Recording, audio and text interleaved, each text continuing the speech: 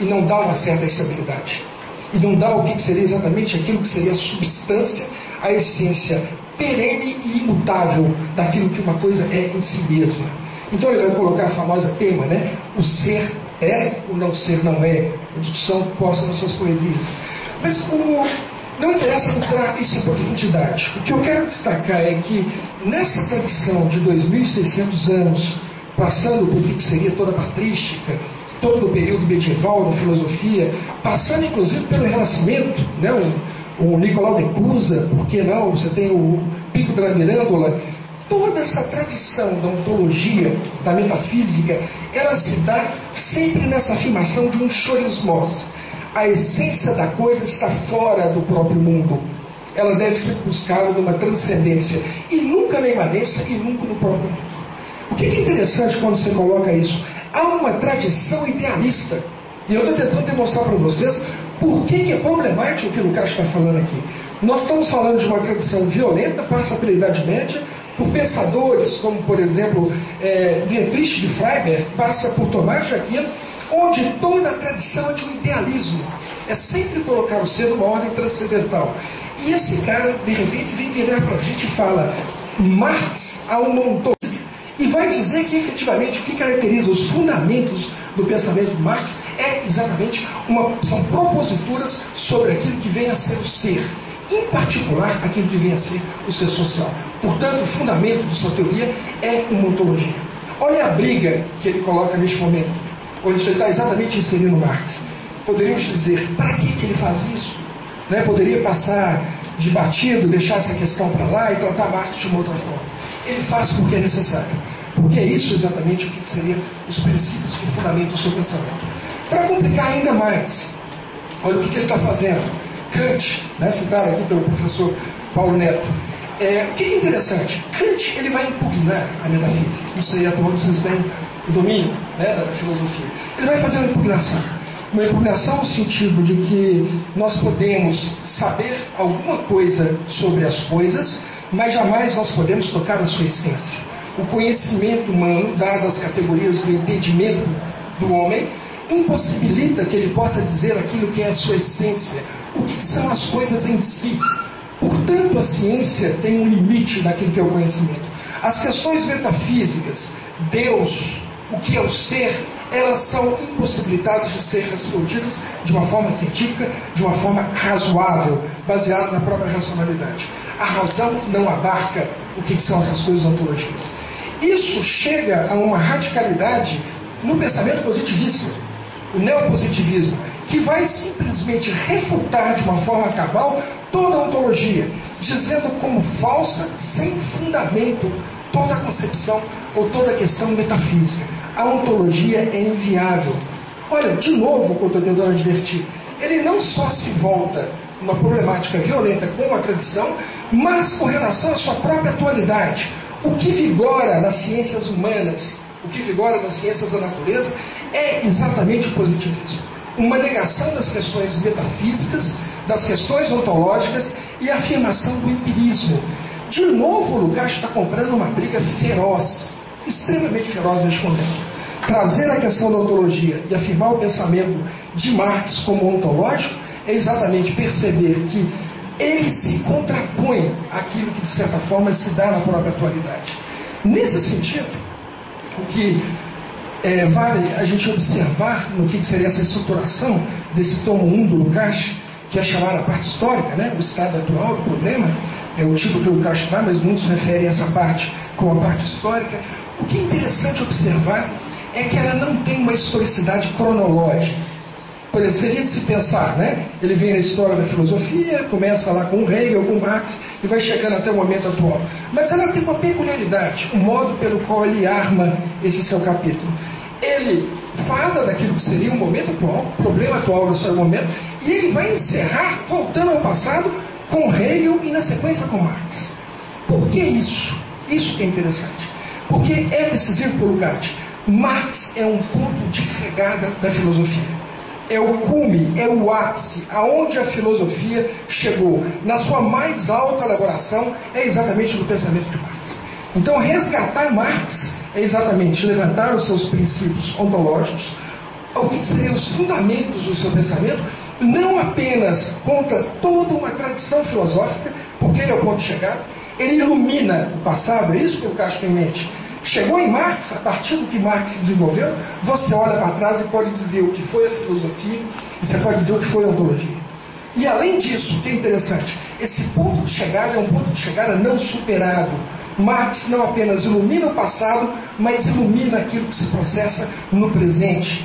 Ilumina os descaminhos, os desvirtuamentos que se dão no interior das ciências, tanto do que seria da natureza quanto das ciências humanas.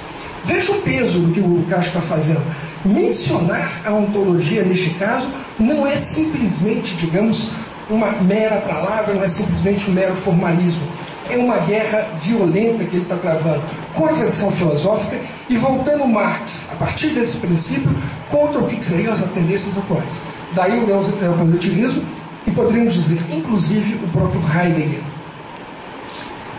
que é onde a ontologia, de certa forma, sobrevive de uma forma muito capenga, muito problemática nos tempos atuais. Mas isso é a afirmação da possibilidade da construção de uma ontologia materialista e demonstrar a necessidade de retorno a Marx. Ilumina o passado e ilumina os descaminhos do próprio presente.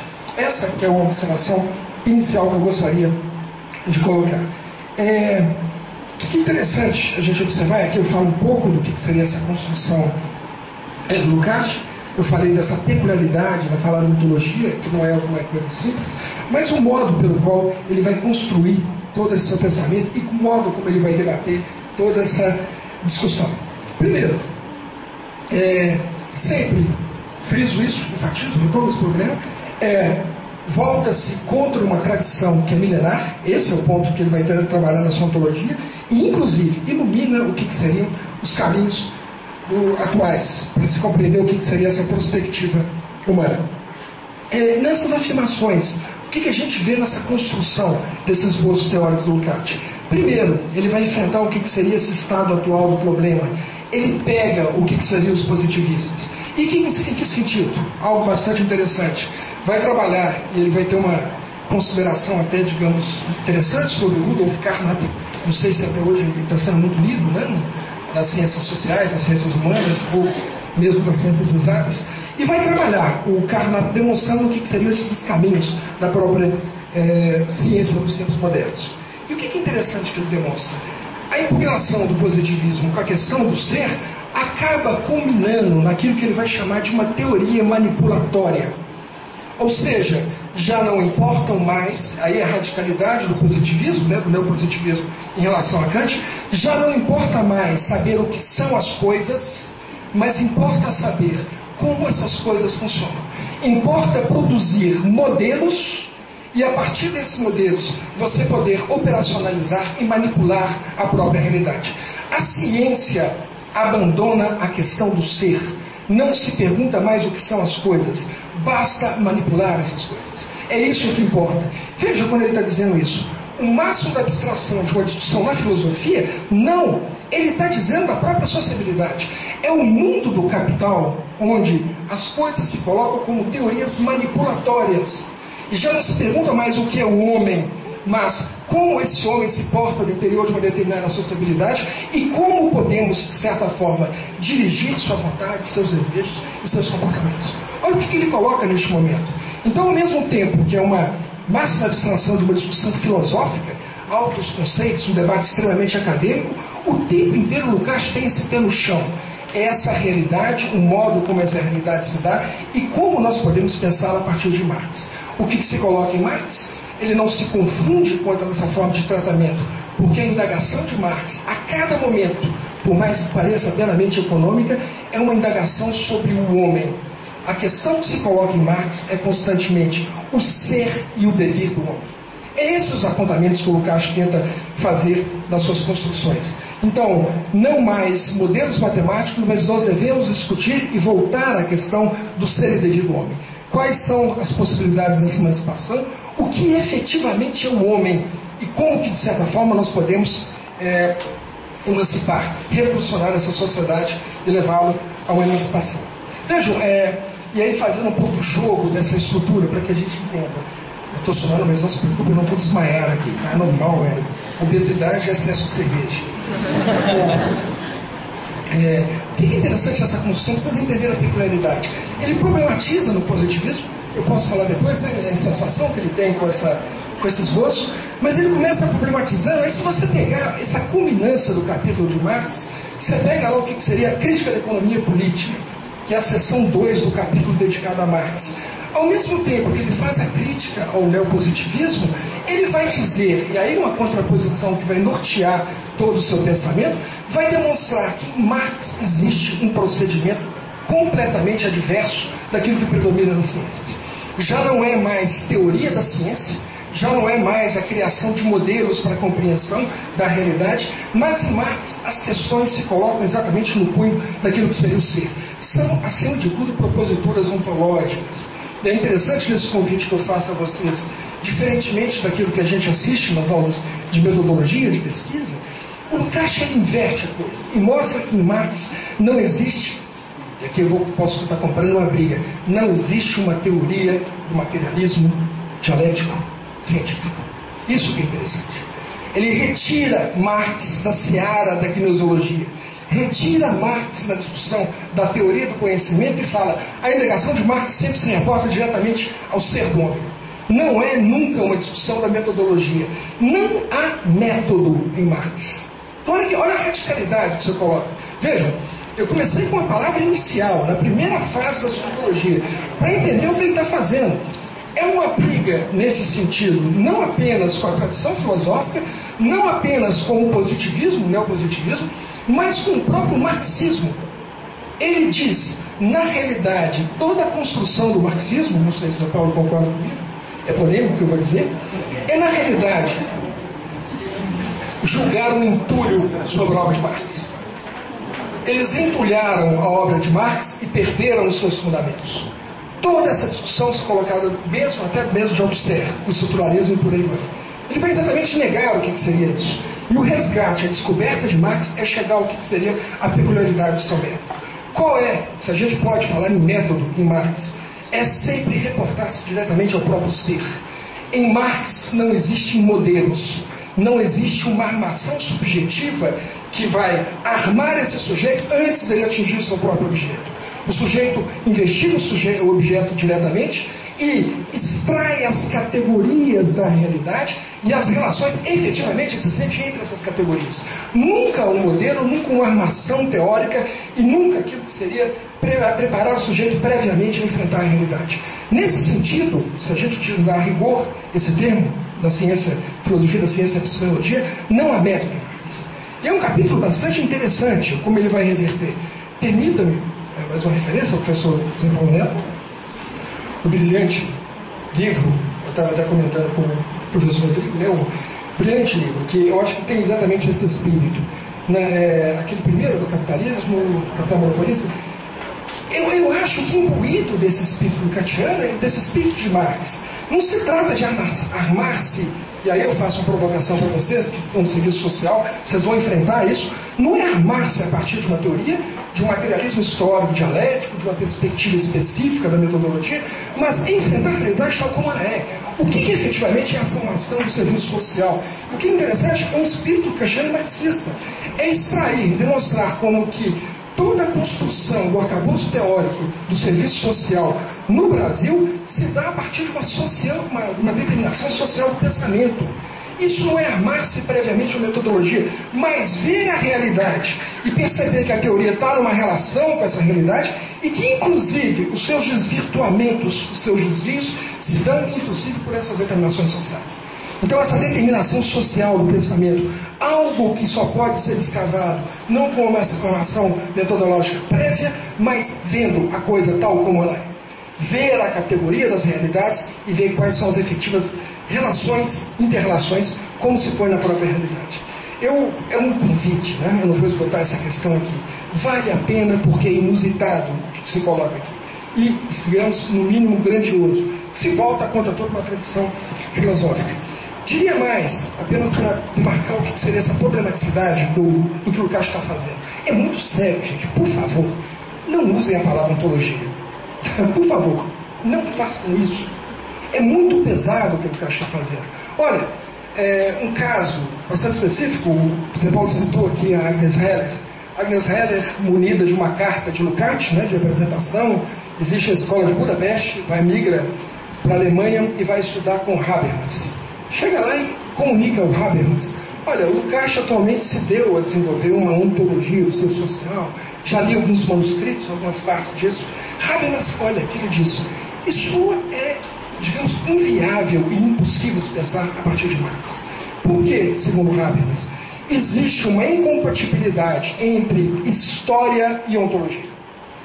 Porque na ontologia o ser sempre é perene, o ser sempre perdura, o ser é o ser é eterno, ele não comporta o movimento. Como você pode exatamente conciliar, então, ontologia com a historicidade? Veja, o problema é colocado dentro do marxismo. Então a briga dele é no marxismo, é no neopositivismo, é com a tradição filosófica. Ele está fazendo aqui um pandemônio. O que ele está fazendo não é simples, é muito complicado. Por isso eu digo, cuidado com o uso da palavra ontologia. Não é simples você falar que o pensamento de Marx é ontológico. Essa é a discussão que eu tento colocar aqui. Simplesmente dizer que o pensamento de Marx é ontológico não resolve coisa nenhuma. O que é interessante em Habermas? O que está refutado, está bem refutado. Ele tem razão.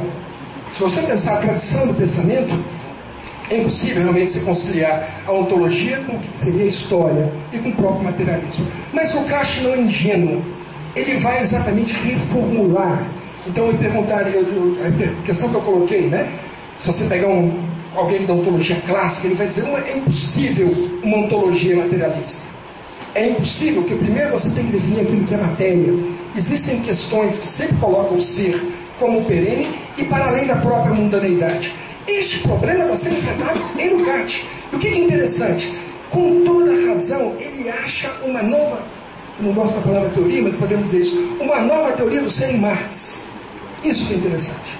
A substância, aí vocês vão ler naquilo que seria a parte importante, que ele vai falar historicidade e resolução metodológica e me ajuda? Cabeça vai retirando a parte 3. Que seria exatamente historicidade e universalidade teórica, que ele vai exatamente trabalhar o que seria essa diferenciação do pensamento de Marx. Em primeiro lugar, em Marx, você não pode pensar o ser com o que seriam os princípios clássicos. O ser não é em Marx. O ser é acima de tudo. Olha como ele modifica a coisa. O ser é acima de tudo um complexo, mas o ser é um complexo de complexos. O modo pelo qual ele vai definir aquilo que vem a ser objetividade. Pense-se no ser humano, você tem o que seriam os complexos, que vão desde a natureza, desde o que seria essa relação do homem direto com a natureza, suas determinações, digamos, biológicas, até aquilo que são as categorias puramente sociais. O ser social é um complexo de complexos. Então nunca você pensa, como a moda dos gregos, por exemplo, sendo também rasteiro, o que é a essência do homem. O que diferencia a tradição da filosofia, né? Diferença específica. O que diferencia o ser de todo qualquer ser é a sua razão. Então, a razão é a essencialidade do próprio homem. Lukács está rompendo com isso.